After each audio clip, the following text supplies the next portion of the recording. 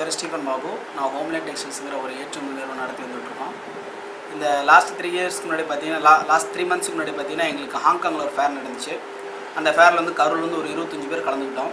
அதில் பார்த்தீங்கன்னா எங்களுக்கு வந்து அதாவது இந்த வருட கடைசியினுடைய கிறிஸ்மஸ் ஆர்டர்லாம் எங்களுக்கு நிறைய கிடச்சிருக்கு. ஆனால் இப்போ என்னென்னு பார்த்தீங்கன்னா இந்த கிறிஸ்மஸ் ஆர்டர்லாம் நாங்கள் வந்து இந்த மாத கடைசிக்குள்ளே நாங்கள் அனுப்பி ஆகணும். அதாவது இந்த கிறிஸ்மஸ் ஆர்டர் பார்த்தீங்கன்னா எங்களுக்கு ஐரோப்பா, அமெரிக்கா, கனடா, ஆஸ்திரேலியா, நியூசிலாந்து இந்த நாட்டிலேருந்து எங்களுக்கு நிறைய ஆர்டர்ஸ் வந்திருக்கு.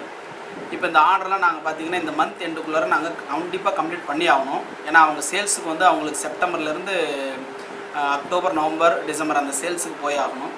இப்போ ப்ராப்ளம் என்னென்னு பார்த்தீங்கன்னா இந்த மத்திய அரசு புதுசாக கொண்டு வந்துருக்கு இந்த ஜிஎஸ்டி ஃபார்மெட்னால எங்களுக்கு ஒரு பெரிய ப்ராப்ளம் என்னென்னா இங்கேருந்து வந்து நாங்கள் குட்ஸ் அனுப்புறதுக்கு ஆன்லைன் போர்ட்டலில் வந்து ஒரு பேப்பர் பிரிண்ட் அவுட் எடுத்து கொடுக்க சொல்கிறாங்க. ஆனால் ஆன்லைன் போர்ட்டல் இப்போ வரைக்கும் வேலை செய்யலை.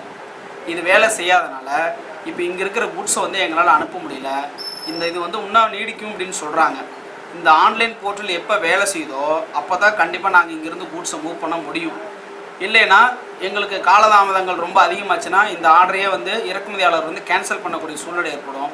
அதனால் உடனடியாக மத்திய அரசு இந்த ஆன்லைன் போர்ட்டலை முழுமைப்படுத்தி உடனடியாக அதை வந்து ஆன்லைனில் எங்களுக்கு பேப்பர் எடுக்கக்கூடிய ஒரு சிக்கல் இல்லாத ஒரு வகையில் எங்களுக்கு இதை வந்து உடனடியாக மத்திய அரசு இந்த ஜிஎஸ்டியில் இருக்கிற இந்த பிரச்சனையை உடனடியாக எங்களுக்கு தீர்வு காண கொடுக்கணும்.